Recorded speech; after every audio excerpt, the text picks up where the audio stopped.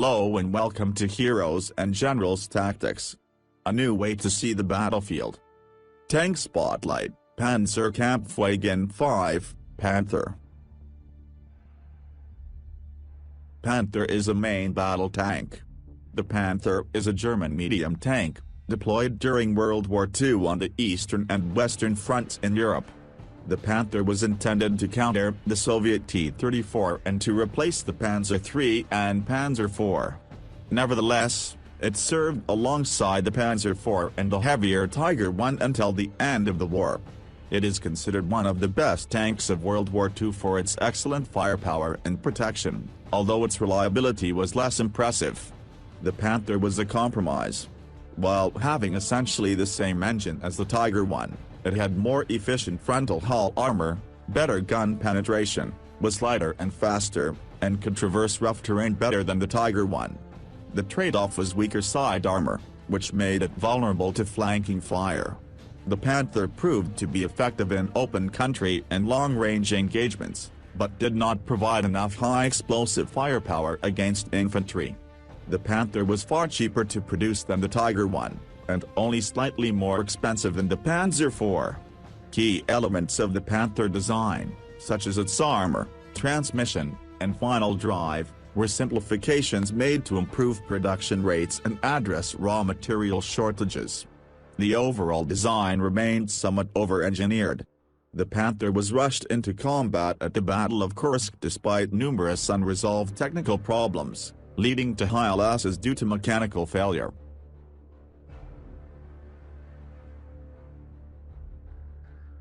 The side armor is thinner, and has a high chance of penetration.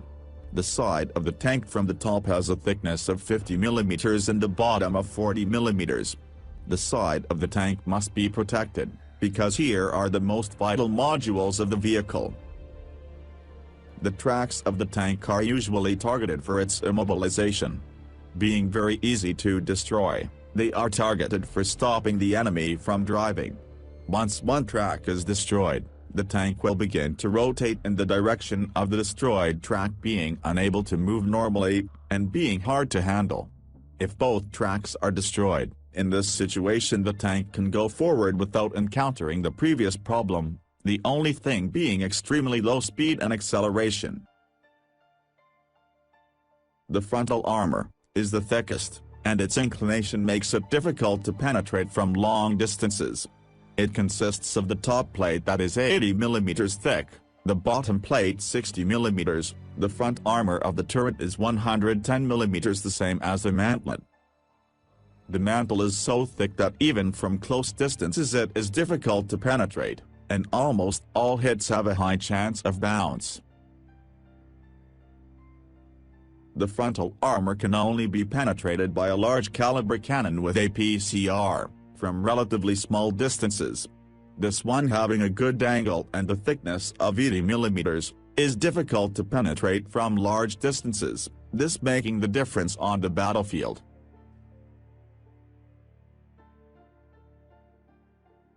The rear of the tank hides the engine. This is the most vulnerable component, having a thickness of 40 mm, and the back of the turret is made of an armor that is 45 mm. The weaknesses of the tank are the engine, the ammo rack, the main gun and the turret ring. If one of those components is destroyed, it will have a major impact on the tank. First weak point is the ammo rack, that can explode after one shot, dealing a good amount of damage. Being placed on the sides of the tank, in the middle of the armor, is difficult to hide and can be penetrated even by the anti-tank grenades. The best option to protect it is to change the angle of inclination or using buildings or big rocks to keep the rack out of the enemy sights. The second weak point is the engine, which if destroyed can cause serious damage. Being very exposed both from the sides and from the rear, should be carefully protected, seriously reducing the speed, and increasing the risk of being flanked by enemy tanks, or anti-tank soldiers. The third weak point. The lower plate is the weakest element in the front armor. This has an inclination not exactly right, so it can be penetrated quite easily from any distance, causing damage to the engine and transmission. This can be protected by positioning your tank after a stone at the bottom, or in the open field by changing its angle. If the tank main gun is destroyed, the trajectory of the projectile will have a curved and slow direction. In this case, the projectile won't have the maximum power to reach the target and will fall before reaching it.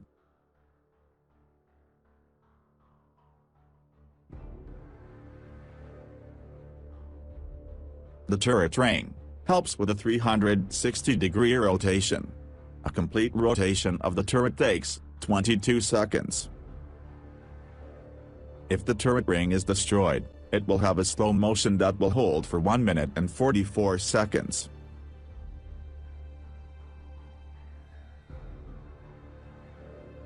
We can see an example in which the Panther sees a tank in the right lane. During this time he receives a shot from a T-34 in the forest in front.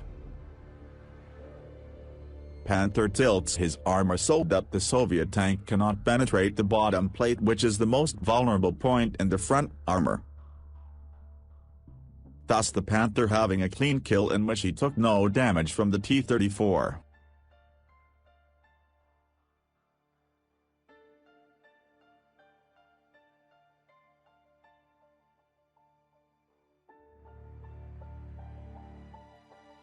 In the second video, the Panther is surprised by another T-34, hiding in the bushes at a greater distance, again leaning his armor so he does not receive damage from the enemy tank.